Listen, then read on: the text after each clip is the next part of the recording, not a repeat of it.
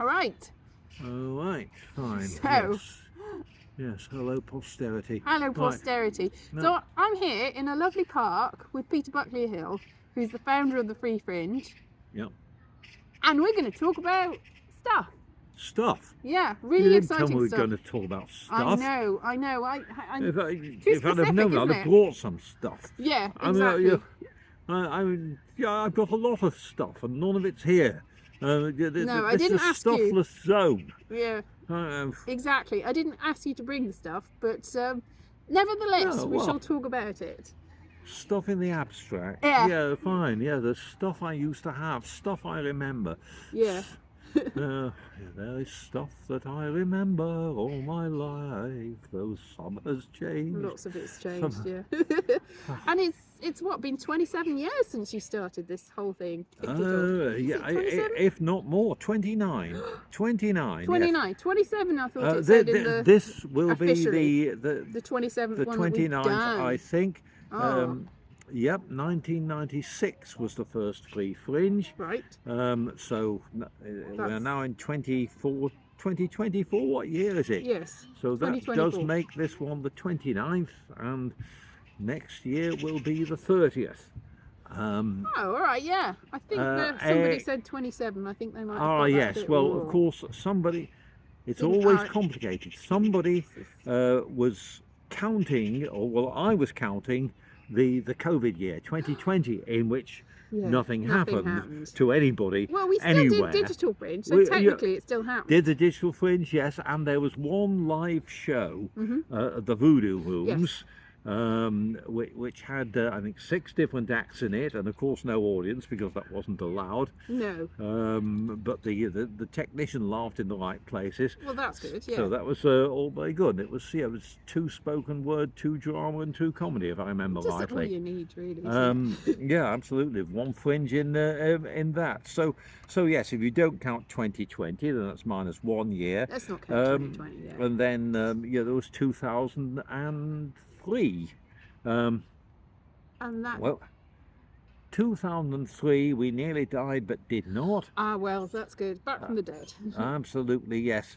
And we couldn't get a venue in 2003, any venue. All right. Just one, not even one venue, for complicated reasons and reasons of venue poaching by people who shall be nameless. It was a long time ago. Yeah. And then in late June, somebody volunteered a venue. Oh, so it still went ahead? Well, I had made other plans at the time, but I sent up a show called Some Comedians Without Peter Buckley Hill, Oh, and that show took place. So there was essentially a Free Fringe marker, Yeah. Free Fringe show, adhered to the rules and so forth. Yeah, I wasn't there, but it kept us alive. kept you afloat, yeah. Yeah, barely, and then things mushroomed from there. Yeah. Uh, Wow, it's so hot and sunny. I wish they were magic mushrooms, but they weren't. There were They weren't. No, they were sort no of magic ordinary. mushrooms to be had. Very little magic has happened to the Free Fringe. A lot of magic happens within it, but very little magic has happened to the Free Fringe. Well, I mean, It ought to be. We ought perhaps to dig the soil beneath our feet and find some sort of ancient Welsh treasure, which can then be sort of sold off or treasure troved off to finance the Free Fringe forever and because ever we and are, ever. we should be said, it's in Pontypool Park where we're recording this, because It you're is. not allowed, you're not allowed, you are allowed to go up there. They banned you from Edinburgh, but you're not actually going for the whole thing this I'm this not year. actually going for the whole thing this year. There's a complicated story which we will not go into. But the Free Fringe is not me. The Free Fringe it's all its performers and all its helpers and all its volunteers and everybody, a collective of performers working for each other and for the benefit of the public, we hope. And fine, if you've just been to see a show and don't like it, then There's tough. another one coming That's along. there'll be another one coming along. It's like, exactly. here's your money back. Precisely, yes. I've been using that phrase for many, many years. But it's a fringe. Anyway, so it is, yeah, a collective of performers, Yeah. and it will, I hope, survive me. But you know, it's under attack. Yeah. The people whose business it is to make money from artists want to see us dead, and we're trying not to die. I personally am trying not to die, and we as an institution are trying not to die. Yeah, that's a fair, good aim, really. Yeah, absolutely. But if the public are out there, which is I think kind of the idea, yeah. Hello, public. If the public are out there, then you know if you are able to give us some support, we could certainly use it. Yeah. Either financial or if you live in or near Edinburgh, in terms of finding more and better venues. Yeah, so we're hoping to get more venues even next year. When it does continue, the idea continues, it carries on. Well, I hope so, because it's been 30 years of my 30 years of my life. 30 years. 30. But when you consider that the Goon Show was less than 10 years from start to finish, well, I mean, you look at the Beatles. It's less than 10 years, really. So yeah, also, yes. Yeah. But yeah, I was doing the Spike Milligan voice, not the John Lennon voice. No, I know, but yeah. I can't do the John Lennon voice. John Lennon was a Spike Milligan fan, though. So he was. He was. This is true. This is true. Well, everybody ought to have been a Spike Milligan fan. Of course, yeah. We have been to see Spike Milligan's statue, haven't we? We have, yes. That video is available on my channel, so we can see the. Oh, well, yeah, good, fine. Well, yeah, put it on the channel. Good to see it. Absolutely, yes. So put a little link to it, and you can see the Spike Milligan statue. Precisely. I mean, it's not here. It's many miles away. We're in a different park now. We're in Pontypool Park, which is a very exciting park. We're in Finchley Avenue. No, it's called not St. Stephen's Park. Stephen's Park. But it used to be Avenue Park, yeah. Yeah, well, where the man who invented ink used to live. Exactly. There's a museum to him and everything. Wow, ink. Ink. Oh, I remember ink. Exciting. Yeah. I remember back in we the used day. to have it. We used to have it at school. Yeah, there's not that much stuff. ink around anymore. No. Not that sort of ink. Not that sort of ink. No. There's printer ink. Yeah, I mean, but even so, print isn't as much as it was anymore, is it? Well, no, and everything's gone digital, except for us. We're still around.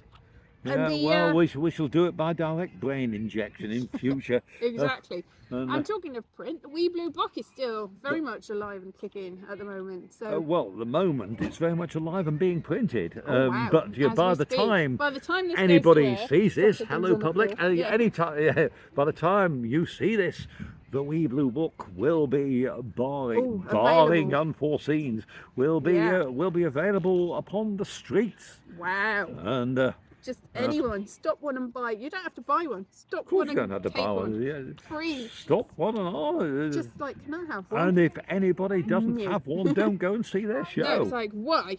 Where is it? And there's also, we've got a little film I made with you with how to actually flyer, which is very exciting. Yes, all the ways that you shouldn't be doing which it. It's very, very helpful, very popular actually. Yes, I play the idiot, and but I play the punter until the very last, and I come through. So I'm good at flyering. Apparently, it's me. Yeah. It's me that does the flyering right in that. But that was a good piece of casting, I think. And it has music, which it didn't originally have. No, because if I remember, we'd sort of storyboarded it and had dialogue, and then when it came to edit it, I realised that the traffic noise on the bridge was so loud. George IV Bridge it was. So loud that it had to be a silent movie with captions, because otherwise nobody would have known what was going on.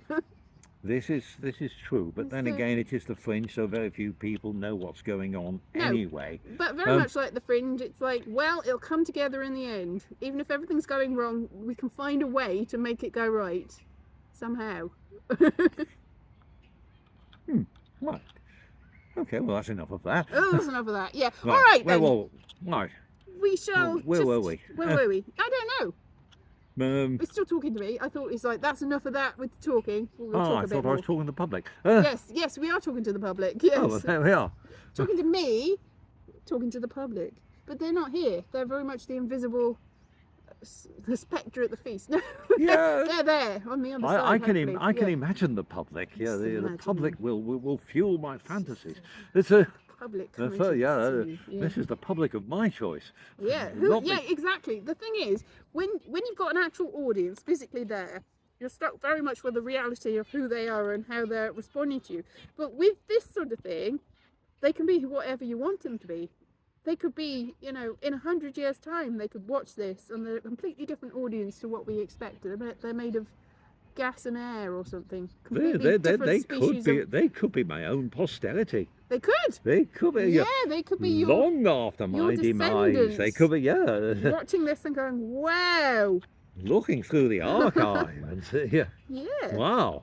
Yeah, the equivalent Amazing. of Ancestry.com. They would probably say, although they probably would not, being descendants. Descendants aren't very good at being descendants, I find. No, it'll be other people. They have their own agenda. Yeah, exactly. Other people writing the biography. It's like the great Peter Buckley Hill. I can have one of those. It's possible. Yeah, exactly. Look, hello posterity again. If anybody's out there fancies this particular job, then grab me while I'm available as a source. Yeah, exactly. Ask now. So whatever you need. So if you're a time traveller and you're like, I wish that they'd said something about that, then just come back and ask us. Come. Yeah. Obviously, no time travellers have come to ask us what to talk about. Oh well, yet. I mean, who knows? I mean, they probably master the art of invisibility. They're listening in silently, that's right, or disguised as that horrible little dog I see approaching. That dog is probably the time traveller. Although, didn't Stephen it's got a sort of thing on its back, so that's probably the broadcast. Definitely, little aerial. But didn't Stephen Hawking have?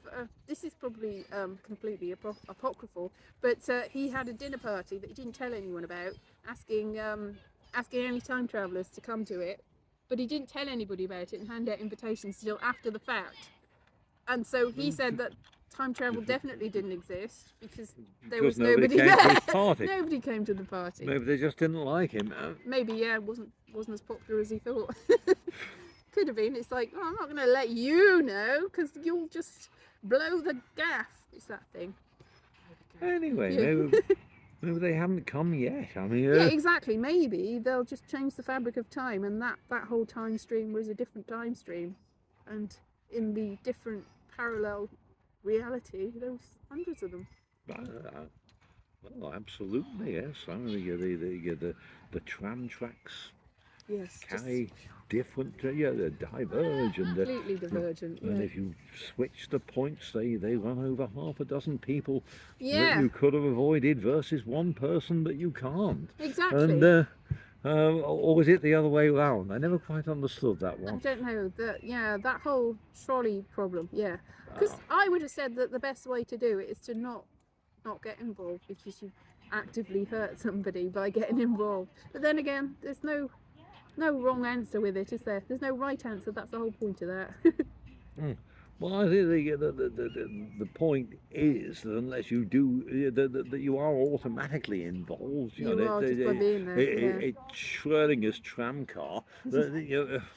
Yeah. It only exists if you look at it. Yeah, if you're not there, then it doesn't matter. So just pretend you're not there. The bystander. Yeah, but hang on. I mean, the public aren't there. The public aren't there. I mean, they will be. They will be. But they're not there now. So this proves time travel because the people watching this are not here while we're actually talking, but hopefully we'll be here en masse to see this any time in the future. Well, which according to them is now. It's now. This is completely live. And so you are here, so this is the past, but it's also the future and the present, and it's all coming into one. So this entirely, by watching this, you're complicit in being the time travellers and making this whole thing what it is, which is very much like the Free Fringe generally. Everyone getting involved. Somehow. Take the money, open the cat box. Yes, exactly. The cat's not inside, but it is inside. It's not. It is. It's not. It is. It's not. Yeah. So this is very much Schrodinger's. Is it Dinger or Dinger? Schrodinger. Dinger, definitely. Schrodinger's broadcast. So this whole thing. Exactly, Schrodinger. Schrodinger is going to be There's watching this with horror. He's still alive, even though he doesn't think he is, because he's still in a box. So that's and he's got an umlaut, which everybody forgets. Oh yes. And the cat may or may not exist, but the umlaut definitely does. It definitely does. Some things are certain, and some things are very uncertain. This is a mixture of the two, I think. What, the umlaut? No, this broadcast. You could put one dot on it, and then you've got half an umlaut. Half an omelette is better than half a penny. Better than a dead cat, anyway. That's true. It's very much dependent on a lot of things. So you don't think you're? Yes. I don't know, because at this point in time, you're not going to be for the whole time, or any of the time really, apart from one day up at the Fringe in Edinburgh, the Edinburgh Festival Fringe. At the moment, it may well change, but that is the current plan. That is the current plan. I shall go up. I shall be head honcho, because that is my role. Yeah. I don't even know what a honcho is, but apparently I'm a head one. You are he. Well, yes, I'm assuming that a honcho is a he. It's got an O on the end. Now, if it had an A on the end, it would be a honcha, and that would be one of your honchette. It's a non-binary honcho. Little red honchette. Maybe you're much too fast. Yeah, lots of honcho. Can you just extrapolate honchos? I don't know. Is that Spanish? I'm assuming so. I can speak German, but not Spanish. Okay. You've got me on the wrong language here. No. Not that I and need of course, an to, because in Spanish is a tortilla. Yeah. Oh. Anyway. Dear public, come and see her show. They have even worse puns than that. No, because I've just said that. I can enter it in the pun of the year competition and say technically it is a pun that's going to appear during the Fringe, and I can win loads of money from it. Oh, well, yeah, naturally, of course. I mean, obviously, I will be pun master of the year. In which case, you'd donate it to the Free Fringe and we can survive. I didn't even know that there was a cash prize. I just thought people were doing it for the glory of being terrible punsters. I don't know the prizes, yes. See, I've never won any of these prizes, so I'm not really aware that there's anything other than the glory involved. But I won one of the prizes once. Yeah, you did, didn't you? I did, yes. Was it a Spirit of the Fringe? It was. And you won it just for you. It was it was the panel prize, which people often incorrectly call the Spirit of the Fringe. Oh, because the year after they gave it to everyone that was there, which was lazy. The year before. The year before. And I was up that year, so technically I've won too. And that's what everyone put on their flyers the year after. Yeah, absolutely. But the year after I actually won it. Yeah, so, which is it's less of a cop out, really, isn't it? Yeah, but I think the point I did not only did I not expect it, I wasn't even going to go to the ceremony, and oh well, that was a nice surprise then. And they yes. They called me at about 10 in the morning. So they just said, "Are you going to the ceremony?" And I said, "Well, I wasn't going to." And they said, "Oh no, please come. We'd like to have you there." And that's a tip off, isn't it? No, I did not twig, because 10 in the morning is a time that doesn't exist at the Fringe. Yeah. And the question I should have asked is can my daughter also come? So I'd already asked for a ticket for her for the party. Yeah. And they said no, we're cutting down. No guests. Performers only. And then I sort of thought, well, if I can't bring my daughter, then I shan't come myself, and she and I will go to the Fringe and do things. So you could have just skipped it and had fun with your children, and Yeah. Child. Yeah, only one of them. Only one of them. Only one of them. We know about it because there are parallel universities in which there are parallel many universities. Yes, yes. In which case, I could have bred a tribe of bees. No, a tribe of giant. I mean, wow. Yeah. there are even more parallel. We could have bred that child together in one of our universities. I suppose. There's a thought you didn't want in your mind. Yeah. Well, not in this one. So there you go. Oh, well, there you go. But yes, where was I? Yes, I don't know. Yeah. So you're not going up, but you might go up. By the time this airs, you might be there and might be the whole time there, and with an amazing show that wins you lots more prizes and stuff. I don't know how the prizes work anymore. No, neither do I. Because technically, if you fulfil the conditions, yeah, the judges are obliged to come and see your show. But then if you do the count, there's not enough judges to go round. No, I think maybe one year the judges came because there were some people looking really miserable and really annoyed that they were there at my show, and I don't think anyone's come. That sounds like the judges. They just sat there going. I was like, this is not good. There's definitely not enough judges to go round. Yeah. And you think you can tell them because they'd be wearing wigs, but apparently they don't. Not that sort of judge. Not that sort of judge. No. It's good. They might have like black cloth on their heads. You'd be like, doom. Taken from this place under some anyway. Crimes against comedy. We had a show like that once. Anyway, where was I anyway? So not enough judges to go round, but in theory, yes, the judges come and see you, and then if they think you're possible, they come and see you again in the last week. Yeah, because it used to be that you have to have a certain amount of time, and it has to be a written show, it has to be the same, substantially the same between both shows, so you could do any show in between, really, as long as you do the same show at the beginning and the end, because you know that. No, if you knew they were coming, yes. But I think last year something won that was there for hardly any time at all, so they must have just seen it once and then going, yep, that's it. So I don't even know how you win anymore. I don't even know who won last year. I think it was somebody It used to be important, and it's not anymore. No, because I remember there was some controversy that the person that won, everyone's like, well, they were only there for 4 days. I wasted my whole money and time going up for the whole 3 weeks on the expectation, and there was a little bit of disgruntlement. Is that a word? Yes, that is the thing. Because so many people think they're going to win it. Yeah. A, only one ever does, and B, yes, no. And they'll change the rules depending on who you want to see. There is no B, exactly. I think it was the year before that every single show that was nominated was at the Pleasance. That was bad. But again, yes, I wasn't paying it that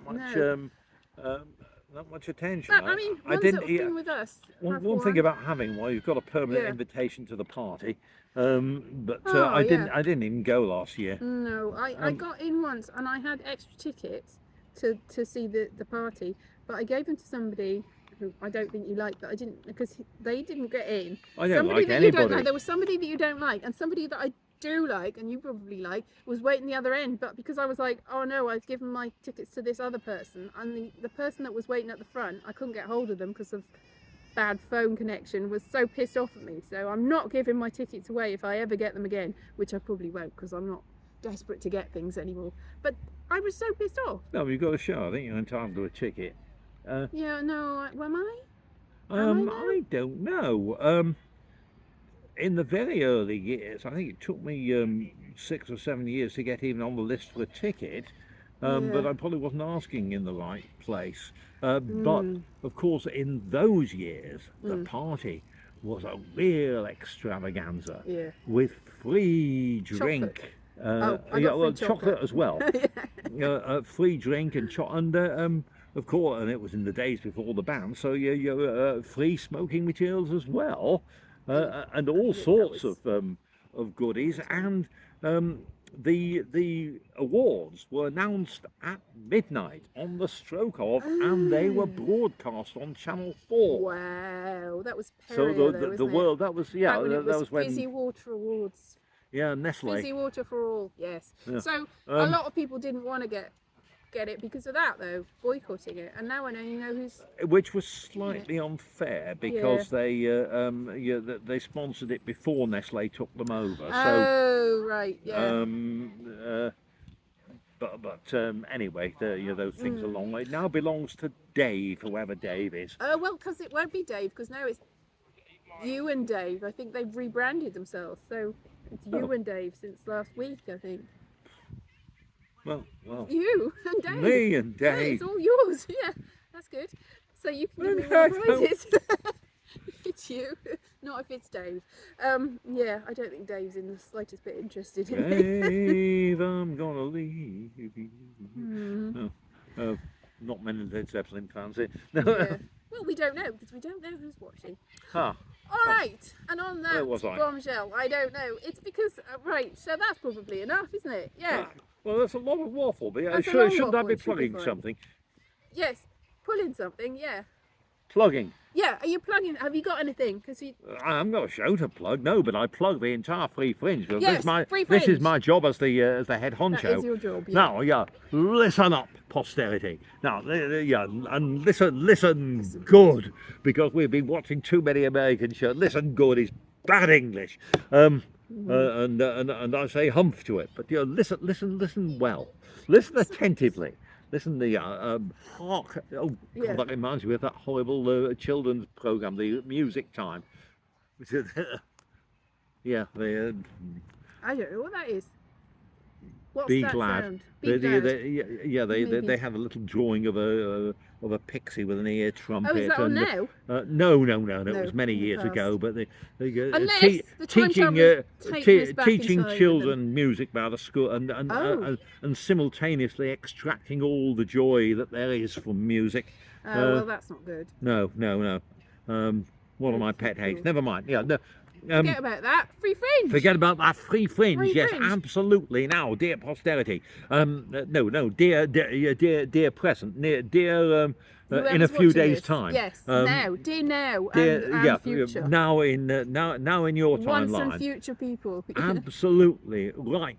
Now the Free Fringe is a collective of performers. And performers are not charged for the use of the spaces. Now, this is the point. You will see at the Fringe many other shows now which are advertised as free admission to the public, and even more which are advertised as pay what you want. These shows are not free as we understand the term. They may be free to get in from your point of view, but performers are being charged for the space they perform in. Yeah.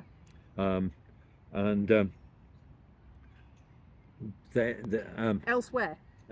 But not elsewhere. Not with the Free Fringe. So what I'm asking you to do is distinguish between the true and genuine Free Fringe, which is a collective of performers, and other shows which are free admission to the public, but do not benefit the performers by being it's all free about admission. Not exploiting the performers, because the performers have spent a lot of money to get up here anyway. So to make it even worse by charging them thousands of pounds for really very little a lot of the time, just scraping all the money out of them. It's not great. It is, yes. And the Edinburgh Fringe, I'm afraid, is full of profiteers in one way or another. Everybody is trying to make money off the performers. The performers are at the bottom of the food chain, and they should be on the top, because the performers are what makes the Fringe happen. Exactly. And we at the Free Fringe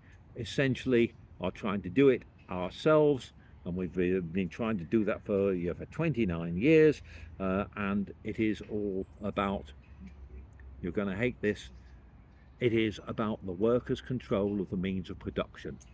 We make the Fringe, we should control Yeah, certainly. the Fringe. There should be some benefit in it to the people doing all the work. And if there is anybody whose services are needed, who is not a performer, then you buy them in, you employ them. They don't employ you. No. They don't exploit you. No. And that is what we are about. Yeah. Of course, I mean, if you think it's right that people should profiteer off the backs of the workers, then fine. Then you are a supporter of numerous governments, which I'm not a supporter of. Let's leave it that way. Let's leave it like that. Yeah. I could go on, but you get the basic idea. Yes. The basic idea. We are right on. The others are right off. So we're supporting the performers and the people involved, and also the venues, really. And the venues. The venues are gonna make money. So make sure to, like, if they've got like cafes and bars, then it'd be lovely if you bought stuff from them and supported the local businesses of Edinburgh. Absolutely. Very much so. But also support the performers, because the performers have put an awful lot into this. So if you can at all possible, it's not absolutely obligatory that you give money, but no, if you can possibly, just think about giving the money, and also think about supporting the Free Fringe generally, so that this can carry on happening. Absolutely, yes, because the money you put in the bucket goes straight to the performer. Yeah, exactly. We don't know how much it is. Free Fringe doesn't take a cut of it at all, but I mean, because it's a charity now, isn't it? It's definitely a charity. It's definitely not making a profit or any money at all. Well, it never did. It was always a non-profit organisation, but now it's formally a charity. Yeah. So and we try and also to support the economy of Scotland. Most of our venues are Scottish owned. Yeah. So nothing gets repatriated from there. Our programme is printed in Scotland, and you by all means have fun. Look at somebody else's programme and see where that's printed. Exactly. So if you want to support the good people, there's other people. We're not the only good people, obviously, but support. No, they're not. We're not we're not the only good people, but we are one of the few good bunches of people. Exactly. And some of the other people are not good. They're not good, but it's not always obvious. Anyway, thank you so much, Peter, and do not mention it. And whatever you do in August, whether you do go up or whatever, I hope it's successful and a wonderful August for you and for everyone that's watching. And for everyone who's watching. And if you ever wondered what a head honcho looks like. All right then. See ya. Bye.